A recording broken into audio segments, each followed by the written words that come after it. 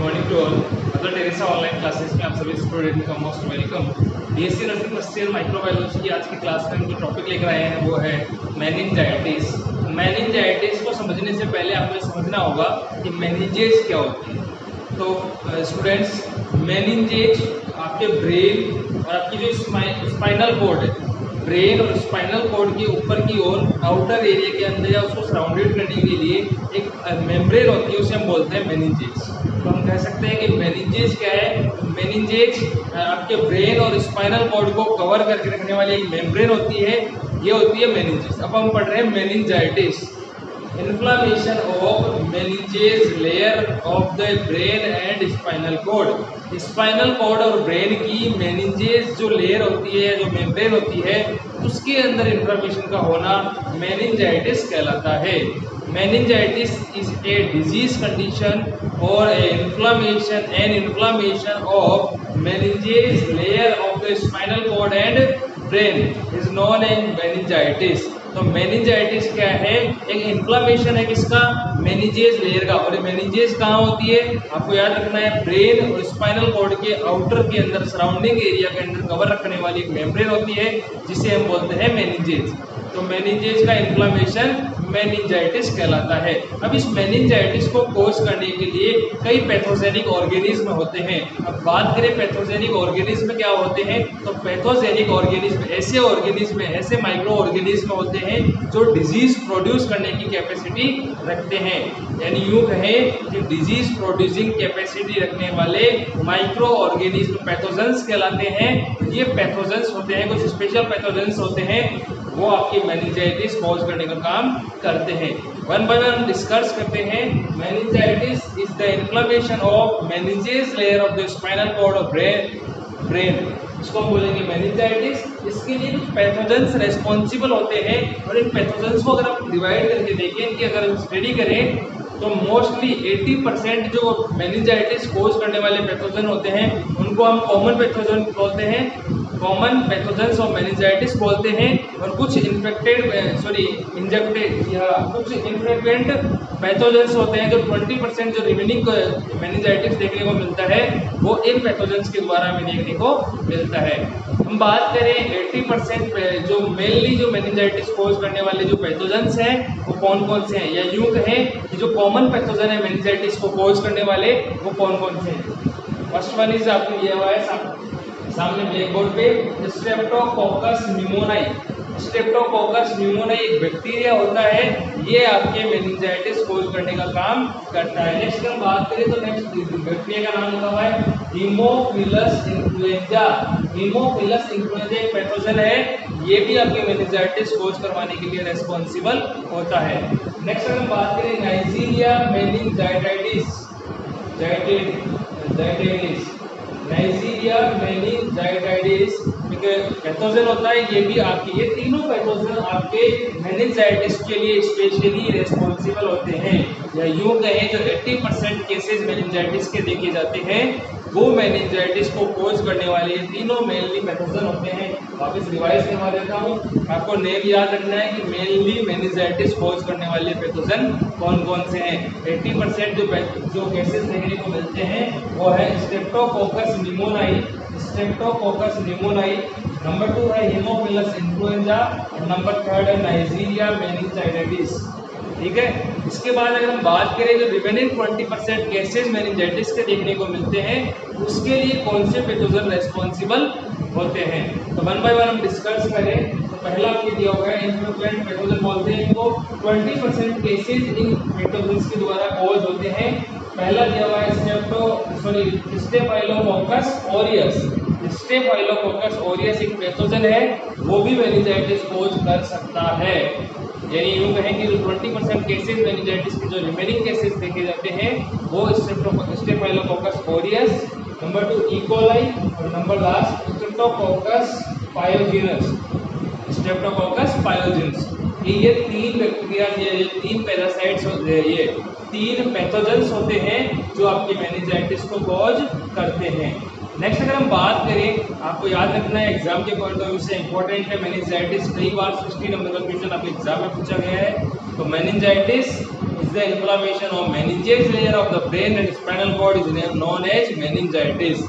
Next हम बात करें इस मेनिंजाइटिस को कोज करने के लिए कुछ पैथोजेंस होते हैं जो इसके लिए रेस्पॉन्सिबल होते हैं। उसको हमने दो कैटेगरीज में डिवाइड कर दिया है, कॉमन पैथोजन और इनफ्रीक्वेंट पैथोजेंस। जो मेनली मेनिंजाइटिस 80% केसेस जो मेनिंजाइटिस के देखने को मिलते हैं वो इन थ्री पैथोजेंस के द्वारा देखने को मिलते हैं और remaining 20% cases in three pathogens के द्वारा हमें देखने को मिलते हैं। नेक्स्ट अगर हम बात करें इसके लैब डायग्नोसिस की कि कैसे इसे हम डायग्नोस करवाएं, उस लैब डायग्नोसिस के लिए आपको अलग अलग फीचर्स में हम स्टडी करने वाले हैं। लैब डायग्नोसिस का इम्पोर्टेंट है, कई बार शॉर्ट नोट के अंदर डायरेक्ट भी क्वेश्चन आ जाता है लैब डायग्नोसिस ऑफ मेनिंजाइटिस, तो आपको डायरेक्ट आंसर देना है। वहाँ पे आपको डायरेक्ट आंसर देने के बजाय मैं यूँ कहूँ आपको वहाँ पे मेनिंजाइटिस की डेफिनेशन लिखनी है या मेनिंजाइटिस क्या होता है उसके बारे में समझाना है, देन उसके बाद लेबोरेटरी डायग्नोसिस वहाँ पे मेंशन करना होता है।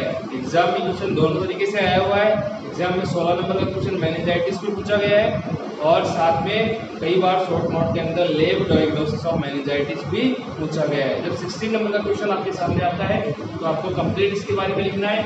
जब क्वेश्चन आता है meningitis lab diagnosis of meningitis, उसको लिखने से पहले आपको डायरेक्ट लैब डायग्नोसिस नहीं लिखना है, आपको मेनिंजाइटिस की डेफिनेशन लिखते हुए मेनिंजाइटिस समझाना है कि हाँ ये मेनिंजाइटिस होता है, उसके बाद लैब डायग्नोसिस में वहाँ पे लिखना होता है। अब हम बात करें इसके लैब डायग्नोसिस के लिए तो स्पेसिमेन नंबर 1 हम जो टेस्ट करवाते हैं वो करवाते हैं स्पेसिमेन। स्पेसिमेन हम कलेक्ट कर लेते हैं, स्पेसिमेन आप जानते होंगे, स्पेसिमेन आपने जो प्रैक्टिकल्स देते हैं आपके सामने आपके लिए अलग अलग स्पेसिमेन सब रखे होते हैं। अब स्पेसिमेन के अंदर हम बात करें तो पहला करवाते हैं आपके CSF is obtained by.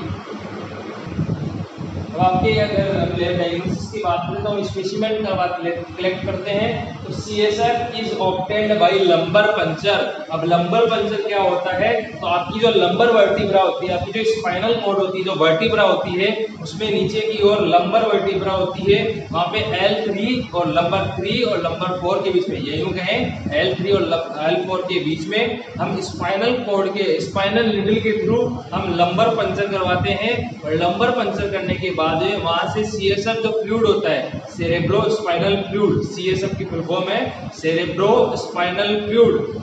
Cerebro spinal fluid को हम कलेक्ट कर लेते हैं, ऑब्टेन कर लेते हैं, प्राप्त कर लेते हैं। फिर हम क्या करते हैं, fluid is collected in 3 separate sterile while. अब हम फ्लूइड को कहाँ से लिया, वापस से प्रोसीजर को याद रखना है। स्पेसिमेन हम कहाँ से लेते हैं, आपके L3 और L4 जो लंबर वर्टिब्रा है वहाँ से हम लंबर पंचर करते हुए CSF यानी सेरेब्रो स्पाइनल फ्लूइड को हम कलेक्ट कर लेते हैं। उससे कलेक्ट कहाँ करते हैं, 3 स्टेराइल वाइल्स के अंदर, 3 अलग अलग सेपरेट स्टेराइल वाइल जो होती है उसके अंदर। वाइल आपने देखी होगी, जैसे ब्लड कलेक्शन के लिए हम वाइल लेते हैं वैसे ही आपके ब्लड सैंपल लेते हैं, वैसे ही अलग अलग वाइल्स होती है, 3 अलग अलग सेपरेट वाइल हम वहाँ पे लेंगे। उस वाइल के अंदर उस अलग अलग वाइल क्यों लेते हैं, तो उसका क्या पर्पज है, अलग हो सकता है एक वाइल में ले ले, बट हम 3 वाइल के अंदर क्यों अलग अलग ले रहे हैं, क्यों सेपरेट हम ले रहे हैं, इसका मेन पर्पज होता है। तो फर्स्ट वाइल के अंदर लिया गया है फॉर सेल काउंट, वहाँ पे हम सेल काउंट मेजर करने के लिए हम उस अलग वाइल के अंदर लेते हैं। अब cell count in the sense आपके हो रहा है क्या, इन्फ्लामेशन। तो नॉर्मल सी चीज जब इन्फ्लामेशन होगा तो आपकी लिम्फोसाइट WBC एक्टिवेट होगी, तो अब WBC के अंदर हम वहाँ पे काउंट करवाना चाहते हैं। Cell count in the sense हम वहाँ पे WBC के काउंट सेल जो WBC सेल है उसका काउंट मेजर करना चाहते हैं। और WBC में भी हम मेनली न्यूट्रोफिल्स हमें आगे देखने को मिल जाएगी। तो जो पहली वाइल ली गई है वो इसलिए ली गई है, पहली वाइल सेल काउंट को मेजर करने के लिए ही ली गई है। नेक्स्ट अगर हम बात करें नंबर 2 तो फॉर केमिकल एग्जामिनेशन, वहाँ पे हम उस जो CSF फ्लूइड ले रहे हैं वहाँ पे उसके अंदर अब जो पैथोजन आ रहा है उसी केमिकल एग्जामिनेशन को मेजर करने के लिए, केमिकल एग्जामिनेशन को शो करने के लिए, केमिकल एग्जामिनेशन की स्टडी करने के लिए हम जो नंबर 2 वाइल के अंदर सैंपल लेते हैं। नंबर 3 अगर सैंपल लिया जा रहा है वो फॉर कल्चर, ब्लड कल्चर करवाने के लिए सैंपल ले रहे हैं। तो इस प्रकार हमें L3 और L4 के बीच में लंबर पंचर करते हुए वहाँ से सेरेब्रोस्पाइनल फ्लूइड यानी CSF को कलेक्ट करना है और 3 अलग अलग सेपरेट स्टेराइल वाइल के अंदर सेपरेट कलेक्ट करना है। पहली वाइल आपके सेल काउंट के लिए लेनी है, नंबर 2 वाइल आपके किस लिए काम आएगी, नंबर 2 वाइल आपके केमिकल एग्जामिनेशन के लिए यूजफुल होगी, और नंबर थर्ड आपके ब्लड कल्चर के लिए रिस्पॉन्सिबल या ब्लड कल्चर के लिए नेसेसरी होगी। नेक्स्ट अगर हम बात करें, पहला था हमारा स्पेसिमेन लैब डायग्नोसिस के अंदर। नंबर 2 हम करवाते हैं माइक्रोस्कोपिक टेस्टिंग। नंबर 2 के अंदर हम क्या करवाते हैं, माइक्रोस्कोपिक टेस्टिंग करवाते हैं। माइक्रोस्कोपिक टेस्टिंग मतलब आप स्मीयर लेते हैं, स्मीयर को स्टेन करते हैं, और स्टेन करने के बाद में माइक्रोस्कोप से हम उसे विजुअलाइज करते हैं। जब हम इसे विजुअलाइज करते हैं तो विजुअलाइज करने के बाद में हमें 3 चीजें वहाँ देखने को मिल सकती है। पहली आपको देखने को मिलती है प्लेंटी ऑफ पस सेल, कुछ मात्रा के अंदर, कुछ अमाउंट के अंदर आपको पस सेल वहाँ पे देखने को मिल सकती है। पस का मतलब आप समझते ही है मवाद, तो वहाँ पे आपको पस सेल देखने को मिल सकती है। इसके अलावा आपके ग्राम पॉजिटिव बैक्टीरिया देखने को मिल सकते हैं, या फिर आपको ग्राम नेगेटिव बैक्टीरिया देखने को मिल सकते हैं। तो माइक्रोस्कोपिक एग्जामिनेशन में आपको इतना याद रखना है कि हम स्मीयर को क्या करते हैं, स्टेन करते हैं, और स्टेन करने के बाद में माइक्रोस्कोप में जब हम उसे विजुअलाइज करते हैं, तो विजुअलाइज करने के बाद हमें 3 चीजें देखने को मिल सकती है। पैसिव प्लेंटी ऑफ पस की कुछ अमाउंट देखने को मिल सकता है, या पस सेल का अमाउंट देखने को मिल सकता है। नंबर 2 आपको ग्राम पॉजिटिव बैक्टीरिया देखने को मिल सकते हैं, और नंबर 3 आपको ग्राम नेगेटिव बैक्टीरिया देखने को मिल सकते हैं। ये था आपका नंबर 2 लैब डायग्नोसिस के अंदर माइक्रोस्कोपिक एग्जामिनेशन। अगर हम बात करें नंबर 3 की, तो इसके अंदर आपको दिया गया है केमिकल एनालिसिस। हम नंबर 3 की क्या करवाते हैं, केमिकल एनालिसिस करवाते हैं, और केमिकल एनालिसिस करवाने के बाद हम देखते हैं कि CSF का अमाउंट कितना था, नॉर्मल अमाउंट कितना होता है, यहाँ मेनिंजाइटिस के अंदर अमाउंट कितना देखने को मिल रहा है, जो टोटल प्रोटीन होती है CSF के अंदर वो कितना है, शुगर कितना है, ये यूँ है कि और प्रेशर कितना है। तो हम बात करते हैं इसके अंदर आपके दे रखा है जो नॉर्मल प्रेशर होता है CSF फ्लूइड के अंदर, वो आपके 5 to 10 mm of Hg होता है। Normal pressure in the CSF fluid is 5 to 10 mm of Hg। Normal जो CSF सेरेब्रोस्पाइनल फ्लूइड होता है उसके अंदर जो प्रेशर होता है वो 5 से 10 mm of Hg होता है। बट मेनिंजाइटिस के केसेस के अंदर जब हम केमिकल एग्जामिनेशन करवाते हैं तो वहाँ पे CSF फ्लूइड का अमाउंट हमें, या प्रेशर, CSF फ्लूइड का प्रेशर हमें इंक्रीज मिलता है, बढ़ावा मिलता है। ठीक है, तो पहले चीज तो हमें इससे क्लियर हो जाएगा कि यहाँ मेनिंजाइटिस के अंदर प्रेशर बढ़ावा मिलेगा। नंबर 2 अगर हम बात करें टोटल प्रोटीन, तो 30 से 45% यानी 30 to 45% प्रोटीन हमें नॉर्मल CSF फ्लूइड के अंदर देखने को मिलता है। बट अगर मेनिंजाइटिस वाले पेशेंट का हम CSF सैंपल लेते हैं और उसमें केमिकल एग्जामिनेशन में हम प्रोटीन या टोटल प्रोटीन को जब हम मेजर करते हैं, वहाँ पे आपको 30 to 45 के बीच में नहीं मिल करके 60% टोटल प्रोटीन वहाँ पे हमें देखने को मिलता है। यानी यूँ कहें कि नॉर्मल पर्सन का जब हम CSF एग्जामिनेशन करते हैं या उस पर केमिकल एग्जामिनेशन करते हैं तो उसके अंदर 30 to 45% टोटल प्रोटीन हमें मिलता है। बट मेनिंजाइटिस के जो पेशेंट का जब हम CSF एग्जामिनेशन करते हैं, उसकी केमिकल प्रॉपर्टीज जब हम चेक करते हैं तो उसके अंदर टोटल प्रोटीन हमें 60% के लगभग मिलता है। तो ये इंडिकेट करता है किसको, मेनिंजाइटिस को। नेक्स्ट अगर हम बात करें इसी के अंदर शुगर, तो शुगर का जो लेवल नॉर्मल CSF फ्लूइड के अंदर होता है वो 40 to 80% होता है, यानी कि 40 से 80% शुगर देखने को मिलती है आपके नॉर्मल CSF में।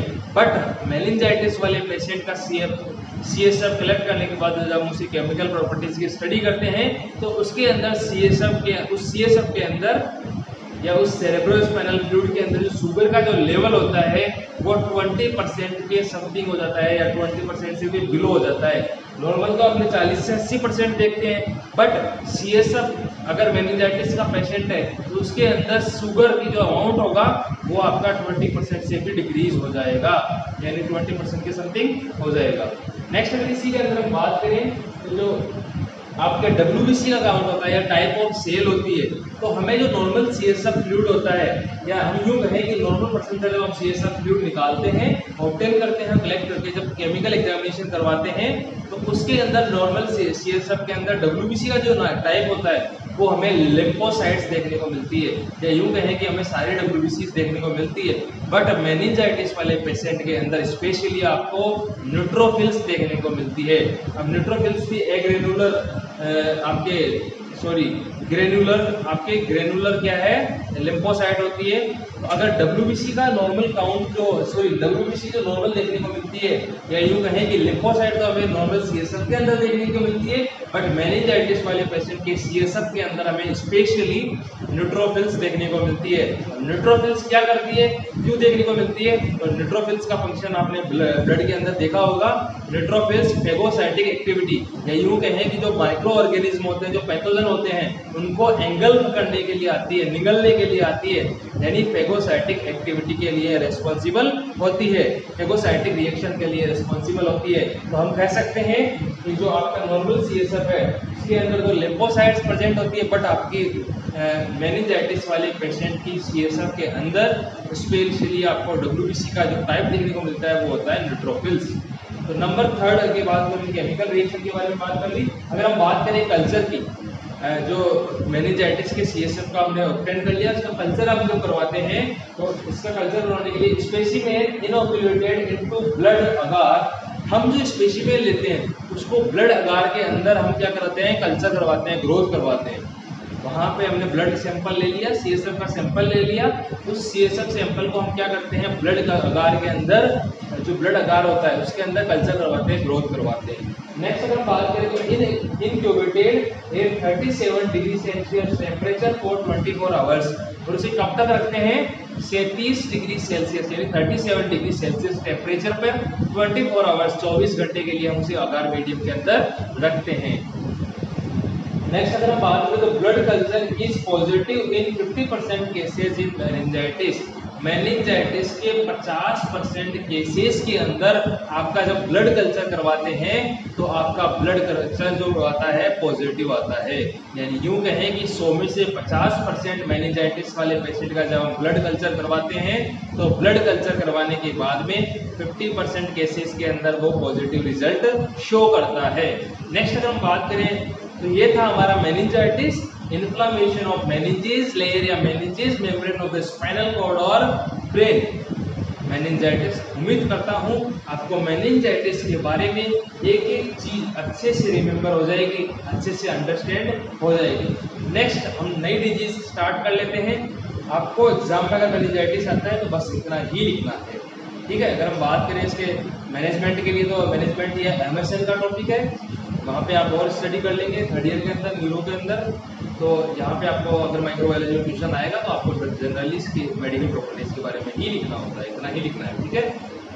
अगर हम नई डिजीज स्टार्ट कर लेते हैं तो हमारी नेक्स्ट डिजीज है वो है कैंडिडियासिस। मैंने पहले भी बार नाम बताया था कैंडिडियासिस।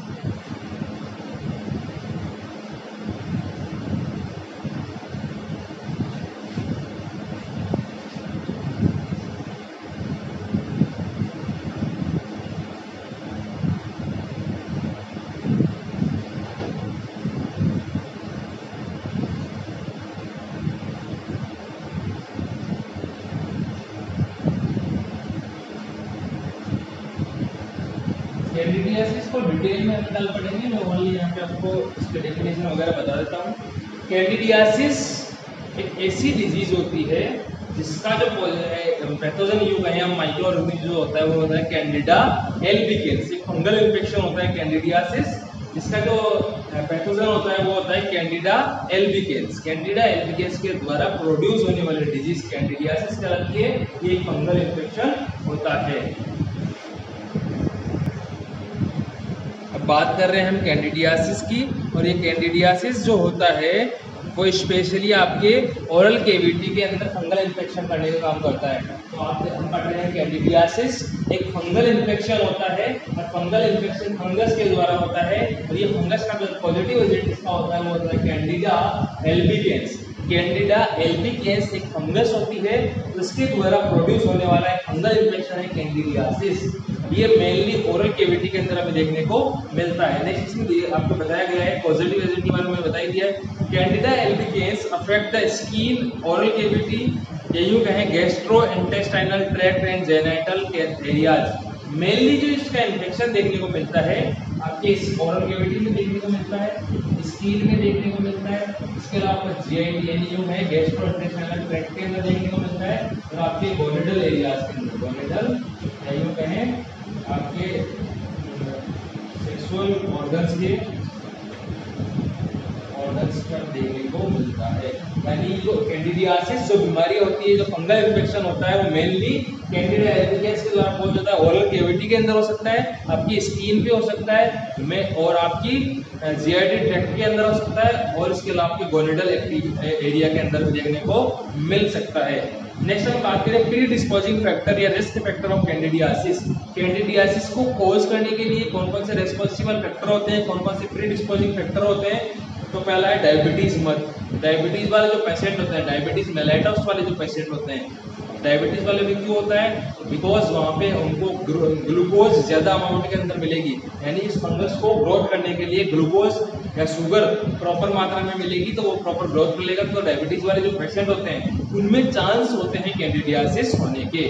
नेक्स्ट अगर हम बात करेंगे इम्यूनोडेफिशिएंसी, जिन पेशेंट्स के अंदर इम्यूनोडेफिशिएंसी या कहें कि इम्यून पावर कम होती है, इम्यून पावर कम होती है, उन पेशेंट्स के अंदर भी कैंडिडियासिस होने के चांसेस होते हैं। नेक्स्ट अगर हम बात करें मैलिग्नेंसी, अगर किसी पेशेंट के अंदर या किसी पर्सन के अंदर मैलिग्नेंसी इन द सेंस वहाँ पे कैंसर जैसे स्ट्रक्चर्स देखने को मिले, या कैंसर, अब जैसे कैंसर होगा तो आपको पता है जब कैंसर होगा तो आपकी इम्यूनिटी ऑलरेडी डाउन हो जाएगी और कैंडिडियासिस होने के चांसेस हो जाएंगे। नेक्स्ट अगर हम बात करें prolonged use of corticosteroid drugs, अगर आप लंबे टाइम तक कॉर्टिकोस्टेरॉइड मेडिकेशन या ड्रग्स यूज में लेते हैं तो एक समय बाद आपकी इम्यूनिटी का जो स्टेमिना है वो उतना मेंटेन नहीं रह पाएगा जो नॉर्मल पर्सन के अंदर होता है, और आपके कैंडिडियासिस होने के चांसेस हो जाते हैं।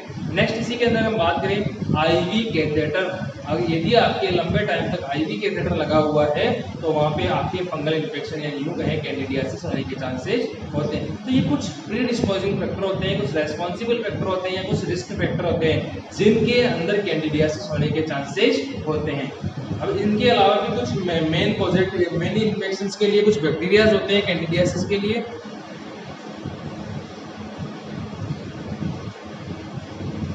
अब इसके अंदर आपको अगर साइन सिस्टम की बात करें तो अलग अलग एरिया के अंदर ये कैंडिडियासिस अलग अलग तरीके से देखी जाती है। Inflammation of the tissue fold around the nail, आपके जो नेल है इनके पास में जो टिश्यू फोल्ड हो रहे हैं वहाँ पे अगर कैंडिडियासिस देखने को मिलता है तो उसे हम बोलते हैं पोरोनकिया अगर उनको बोलते हैं। आपके जो नेल है, नेल के पास में जो टिश्यू है यहाँ पे अगर फंगल इन्फेक्शन देखने को मिलता है तो इसे हम बोलते हैं पोरोनकिया, PORONCHIA, पोरोनकिया। नोट्स के द्वारा और स्टडी कर लेंगे, है ना। तो पोरोनकिया किसको बोलते हैं, पोरोनकिया एक क्रम है inflammation of the tissue fold around the nails, nails के पास में जो टिश्यू के फोल्ड होते हैं वहां पे अगर कैंडिडियासिस देखने को मिलता है या कैंडिडिया एल्बिगेस के द्वारा इन्फेक्शन होता है उसे हम पोरोनकिया बोलते हैं। नेक्स्ट हम बात करें बेलेनाइटिस। बेलेनाइटिस होता है inflammation of the foreskin and head of the penis. आपका जो पेनिस है, ग्लास पेनिस, आपने नाम सुना होगा। पेनिस जो होता है मेल का सेक्सुअल ऑर्गन होता है पेनिस, ये आपका ग्लास पेनिस है और ये आपका पेनिस है।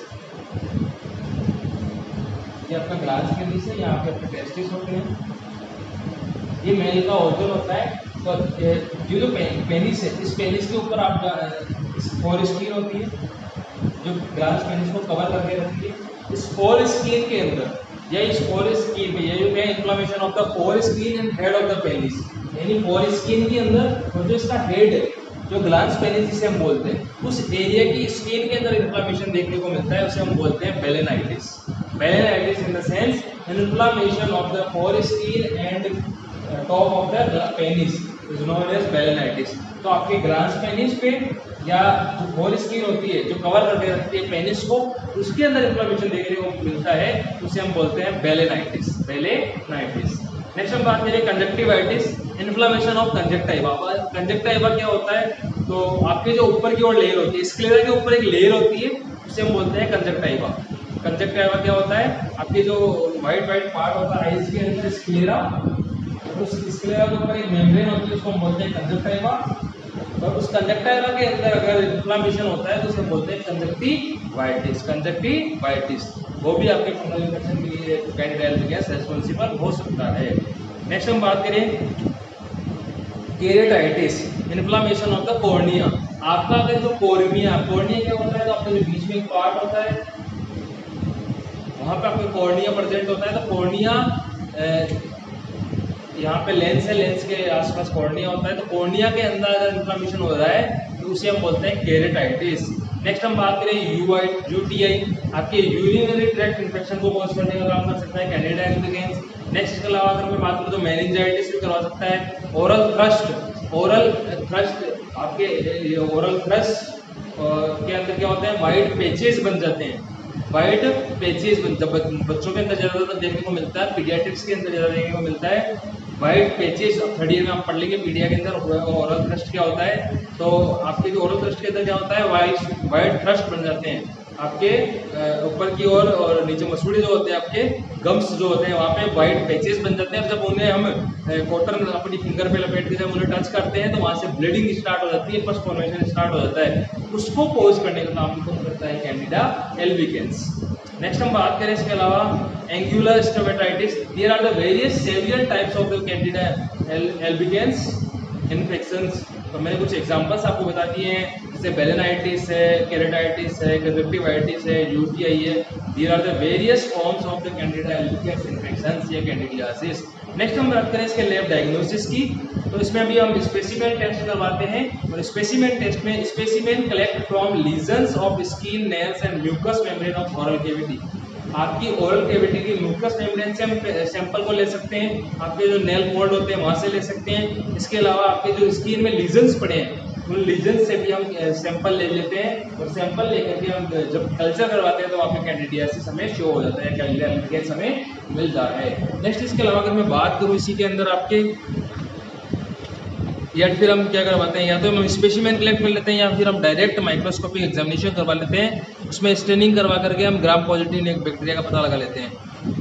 अब इसकी बात करें अगर इसी के अंदर मैं बात करूँ ट्रीटमेंट की, तो ट्रीटमेंट के लिए टॉपिकल ट्रीटमेंट होता है। एक और होता है टॉपिकल इन द सेंस आपके ट्यूब्स हम क्या करते हैं ऊपर से अप्लाई करते हैं। आपने देखा होगा ऑइंटमेंट वगैरह लगा लेते हैं हम ना, कैंडिडा एल्बिगेंस के अलग अलग ऑइंटमेंट लगाते हैं। जब फंगल इन्फेक्शन हमारे हो जाता है तो हम क्या करते हैं, रिंग गार्ड वगैरह हम यूज में लेते हैं। तो वो क्या करते हैं, हम टॉपिकल यानी ऊपर से हम अप्लाई करते हैं स्किन के ऊपर। तो हम इसके अंदर माइकोनाजोल के नाम से ऑइंटमेंट आता है। इसके अलावा क्लोट्रिनाजोल, ये दो ऑइंटमेंट हम यूज में लेते हैं टॉपिकल ट्रीटमेंट के अंदर। नेक्स्ट में बात करूँ सिस्टमेटिक इन्फेक्शन ट्रीटमेंट, इसके अंदर आप एम्फाइलोट्रैक्सिन बी मेडिसिन होती है यूज में लेते हैं। ठीक है, आज के लिए इतना ही। हमने दो डिजीज पढ़ी है, पहली हमने पढ़ी है meningitis, inflammation of meninges layer of the brain and spinal cord, और number 2 diet candidiasis. Candidiasis is the inflammation of the skin oral cavity caused by the Candida albicans which is a fungus। ये वो क्या है, fungus है। Candida एल्बिगेंस के द्वारा होने वाला फंगल इन्फेक्शन कैंडिडियासिस कहलाता है। तो स्टूडेंट्स, उम्मीद करता हूँ आई होप आपको इजीली क्लासेस अंडरस्टैंड हो रही होगी, आप अपनी स्टडी को कंटिन्यू रख रहे होंगे। आज के लिए इतना ही, मिलेंगे नेक्स्ट क्लास में, जब तक के लिए बहुत बहुत धन्यवाद। Thank you.